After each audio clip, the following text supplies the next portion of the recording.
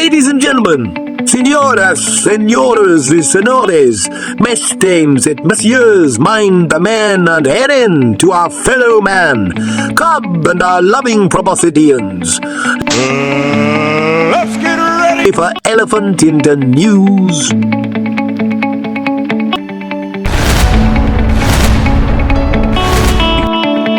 Hello everyone, I'm Mr. Elephant, and welcome to Elephant in the News. Here we work really damn hard to give you the big-ass news stories that the general news network will never dare give you. There's only one man who would dare give me the raspberry. Lone Star!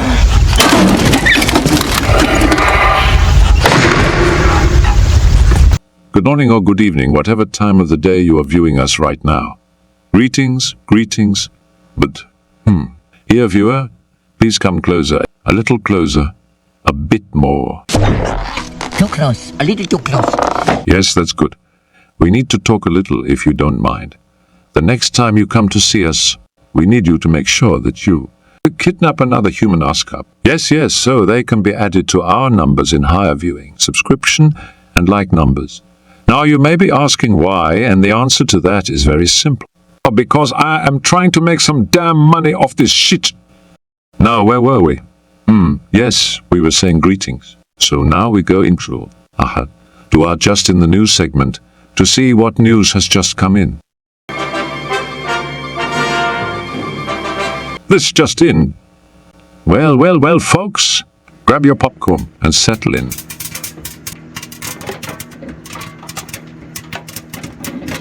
Because we've got a tale of two mayors duking it out in the political ring. Chicago's Mayor Brandon Johnson is throwing verbal punches at New York's Eric Adams over migration remarks. What? It's like a heavyweight championship match, but instead of a title belt, they're fighting over who's handling migrants better. Johnson, Chicago's progressive surprise, took a different route than Adams in addressing the humanitarian crisis caused by Texas's far-right governor playing greyhound driver with migrants. Now get this, Johnson plans to erect heated tents for thousands of people over the Midwest winter. I guess he's turning Chicago into an Arizona. Sheriff Joe Arpaio tent city. But wait. There's more! Hang on to your seat, baby, cause this one's a screamer! Adams, the mayor from the Big Apple, made headlines with his aggressive comments that the influx of migrants will destroy New York City.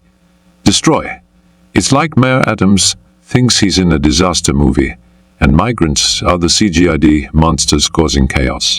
Now here at 4 o'clock, more migrants arrive in Chicago as concerns grow over lack of housing and overcrowded police stations. Sources telling WGN several migrants have now been involved in altercations with officers. We begin there this afternoon. Good afternoon to you. I'm Lourdes Duarte. And I'm What the fuck is that? Viewers, do you see this? It's like a bloody damn vulture.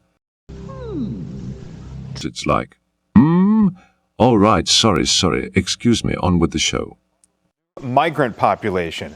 Alderman Ray Lopez, whose ward does include that Gage Park shelter, says his constituents have witnessed gang recruitment efforts, drug use, sex acts, and prostitution. He says many migrants are, quote, joyfully ignoring curfews, and heroin abuse is a growing concern there. Now, with an estimated 5,500 asylum seekers here in Chicago right now, that's a number that continues to go up. He sent a letter to Mayor Brandon Johnson calling for an immediate crackdown on such behavior. People who live in Woodlawn are calling on police to investigate after they say their neighbors were assaulted by migrants staying at the former Wadsworth School building. A video posted to Facebook purports to show migrants fighting with residents and breaking car windows. People who were allegedly attacked say they can positively identify the people who assaulted them. Brian Yennis with the latest on a situation that happened over the weekend with arrests being made of migrants and the latest update from Governor Kathy Hochul this morning. Brian.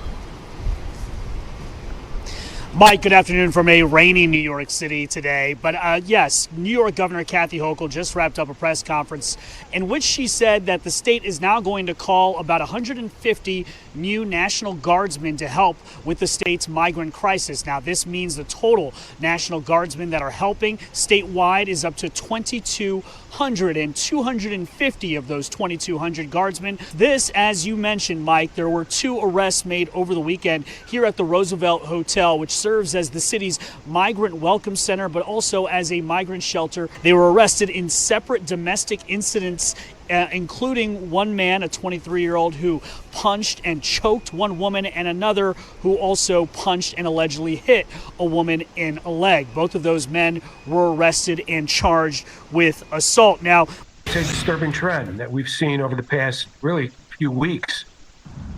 Thanks for joining us at 9. I'm Dawn Hasbrook. And I'm Anthony Ponce. 2 days in a row, groups of Venezuelan migrants were charged with burglaries in DuPage County. Witnesses say a group of men standing outside the shelter at 31 Central Park North were throwing objects at people walking by. They say when a 35-year-old man tried to step in and stop them, he was pushed through a glass door of an apartment building. Then a 41-year-old man tried to intervene in that attack and was also assaulted by the original group. Police say both victims were treated for their injuries at the hospital. At a luxury hotel in Midtown Manhattan, a hotel that's been turned into a public shelter for migrants. These are not the conditions most would expect from New York, which proudly proclaims its status as a sanctuary city. So who's responsible for all this? City officials, the migrants themselves, or perhaps both? Here's 7 on your side investigative reporter Kristen Thorne. Look at it. Felipe Rodriguez is in the housekeeping department at the Row Hotel in Midtown and told us the accumulating garbage is only a small part of what workers there are dealing with. New York City is using the 28-story, 1,300-room luxury hotel as a shelter for migrants, some of whom are seeking asylum. Rodriguez says workers are constantly seizing hot plates, pots, and pans from the rooms, even though the city doesn't allow them there because they're a fire hazard. If those hot plates catch you on fire, this whole hotel will go down in flames. This housekeeping attendant, who did not want to be identified, says every day she finds cooking appliances in the rooms. It's every day you'll find someone cooking. You can smell the eggs and rice that they're making. It's just bad. It's like they burn the carpets with the hot plates. Workers say there's also evidence of migrants drinking alcohol in the rooms, which the city says is not allowed. Rodriguez says these pictures were taken inside one of the rooms. Do you see open beer cans, signs of drinking? Yes, the empty beer bottles and cans are all over the hallway. Everybody is working in an environment that's hostile. The stress is crazy. A city spokesperson said in a statement, safety and security of clients and staff are our top priority, and we have security at every humanitarian relief center 24 hours a day, every day. I see the National Guard in there. Yes, they're standing right there. When did they arrive here? When did that start happening? They arrived here shortly after I complained with HR. The city says the National Guard is there to assist with management. Workers say they're also concerned about their health. The hotel puts up this list of rooms where people are supposed to be isolating for 21 days for infectious diseases. I've witnessed them come out the room when it was a quarantine room, and they're not supposed to do that. The city says it has a dedicated team who does wellness checks for those in isolation and ensures food delivery to them. Security is there. They walk around, yes, but there's no one standing by the door, so it's very easy to just leave. Okay, so maybe he has a little bit of a point. Johnson, on the other hand, defends Chicago's resilience, talking about the tradition of welcoming immigrants. He's like the welcoming committee chairman for the Windy City, but instead of pamphlets, it's heated tents and a stern warning about desperate people causing chaos. Ladies and gentlemen Cubs, it is time for Mortal Kombat! Oh, in the left corner, Mayor Johnson talks about providing support for migrants and families. Oh, and in the right corner, Mayor Adams with dire predictions of a $12 billion budget deficit and the impending doom of every service in the city. Let the verbal spit-throwing begin. During the shit-talking phase, Mayor Johnson got into some deep, crazy-ass shit talk. He made claims of how Republican extremists wanted to harm Democrats and democratic cities due to their hatred that black men are free. Extremism. Everyone knows that the right-wing extremism in this country has targeted democratically ran cities, and quite frankly, they've been very intentional about going after democratically ran cities that are led by people of color. And their whole motivation is to create disruption and chaos, because that's what that particular party has been about. It is abysmal, and it's an affront for everything that is good about this country, for the extremism in this country to use people as political tools to settle political scores for something that happened 400 years ago. They're still mad that a black man is free in this country. I'm going to show you something they don't want you to see. Something that will blow this case wide open. This is R. Kelly's NAACP Image Award Certificate of Nomination.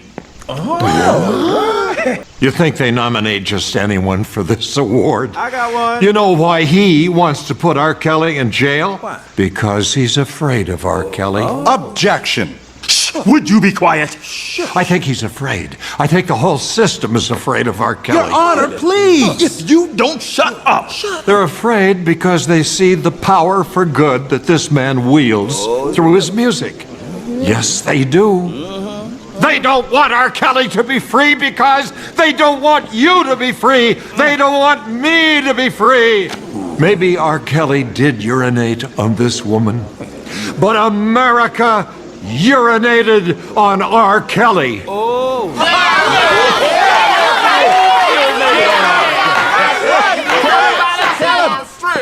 And if you let them put this man in jail, America will urinate on each and every one of you. Salaam alaikum. Walaikum salam, brother. Ladies and gentlemen of the jury, all that needs to be said is this.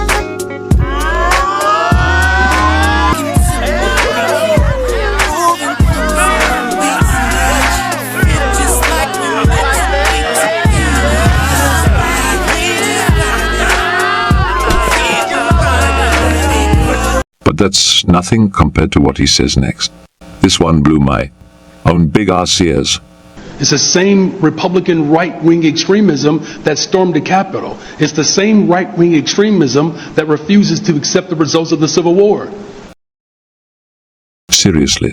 What the fuck? Where to even begin? Let's try this. It should be very, very easy to understand.